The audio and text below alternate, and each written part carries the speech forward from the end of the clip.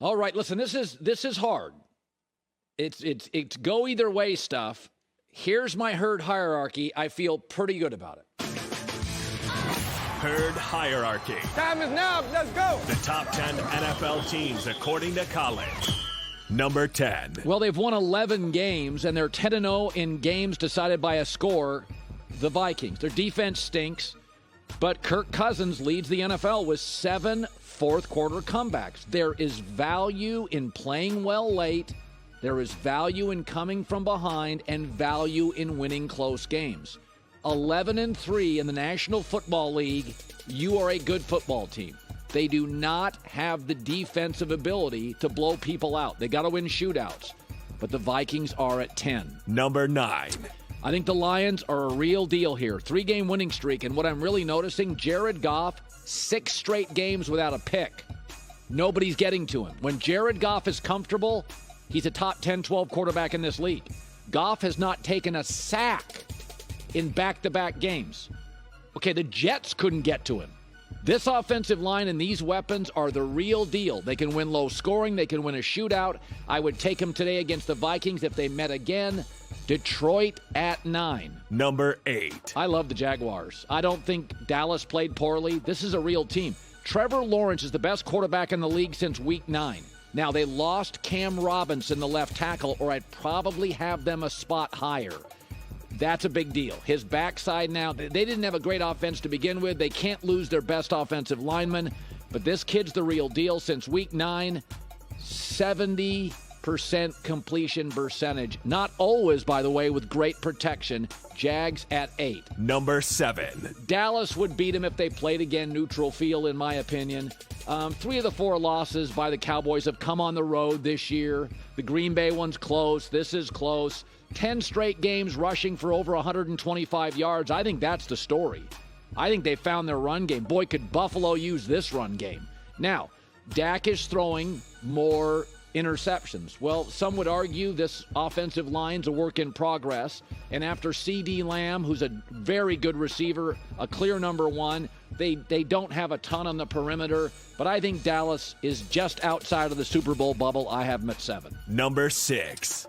Buy Miami Dolphins stock. They outplayed Buffalo in lousy weather. This is a good team. They're not a Super Bowl winning team. But like Dallas, they can beat anybody, especially at home. Their defense isn't great, but it's been banged up for a good chunk of the year. Tua's got his limitations. Okay, against good defenses, he completes under 60% of his throws. That's why I compared him to Tebow. He is great with a defense in a run game. But at home this weekend against the Packers so-so defense, he'll light it up. Miami, do not sell your stock. They're going to make the playoffs. I have them at 6. Number 5. The Bills. Now, the Bills are better, but they were out-schemed and for a big chunks of that game, outplayed at home in bad weather. That should have... Come on. Miami going up in a blizzard? That thing should be over at half. 3 losses have come by a combined 8 points. What concerns me is they're not always good situationally, and they're highly dependent on Josh Allen to save the day. It's got a Chargers feel to it.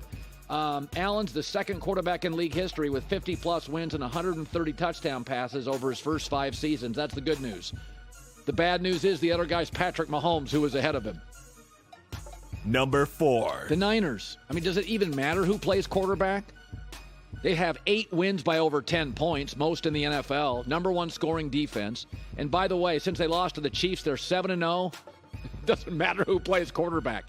They are the most talented team in the league. They have Pro Bowlers in every single unit. D-line, O-line, running back with McCaffrey, receiver, tight end, safety, linebacker. They may have 2 and corner. They're just really good. You don't have to love them at quarterback. Anybody notice the record of teams the week after they play San Francisco? Watch how beat up they are. They literally beat you up physically, and teams the following week struggle to cover and win.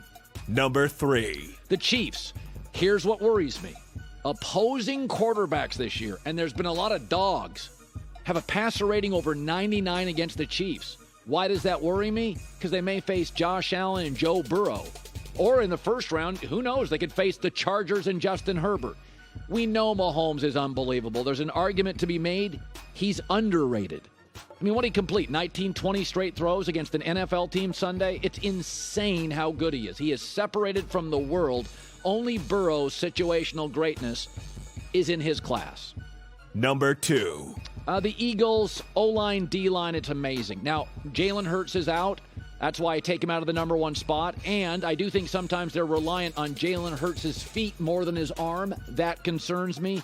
Their defense, though, the NFL best pass defense, best yards per play defense.